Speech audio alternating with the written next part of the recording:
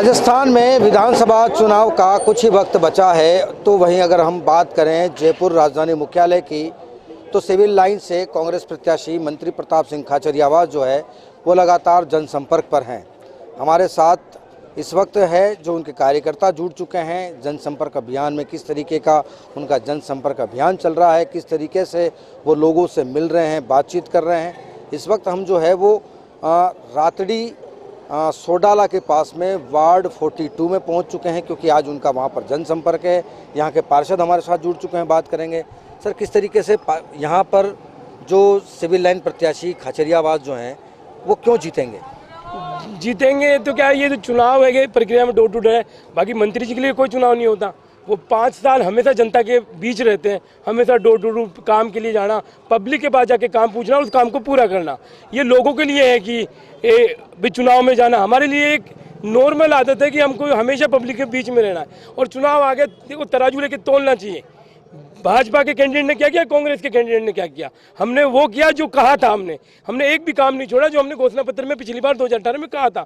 BJP के candidate का पता नहीं, आए पैराशूट से लाए, उनको ये नहीं पता। उनको ये एक्चुअल में उस प्रत्याशी को उतारना चाहिए जिसको मूलभूत लोगों की जानकारी हो, कॉलोनियों की जानकारी हो, वहाँ की समस्याओं की जानकारी हो।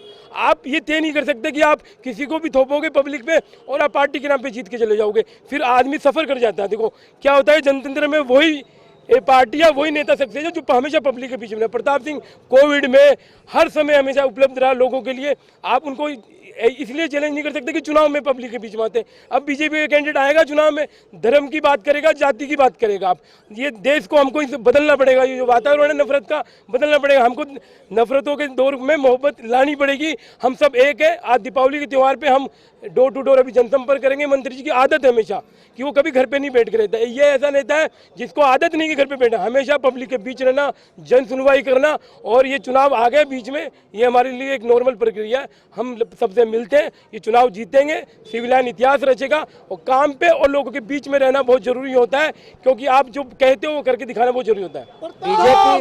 बीजेपी ये कह रही है कि सीएम के जो है वो खोखले वादे हैं, ढकोसले हैं, क्योंकि चुनावी समर है।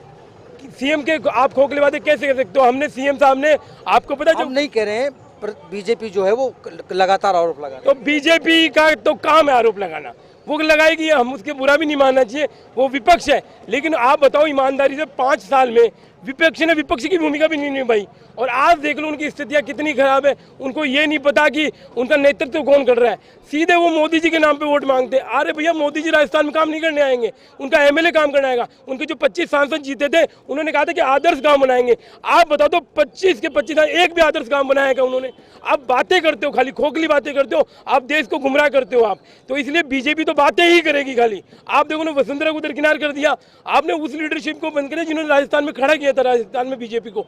तो यहाँ स्थिति खराब है, कहीं फाइट नहीं है। आप चुनाव देखना, सारे परिसर बदल चुके हैं। और आप ये मान के चलना, कांग्रेस जीतेगी, अशोक गहलोत के नेतृत्व में दोबारा सरकार बनेगी। और प्रताप की बहुत महत्वपूर्ण भूमिका होगी कि वो राजस्थान में कांग्रेस को वापस कांग्रेस को लाएंगे। और जो जो कहा हमने जन कल्याण नीतियों को, हम सबको साबित करके बताएंगे। आप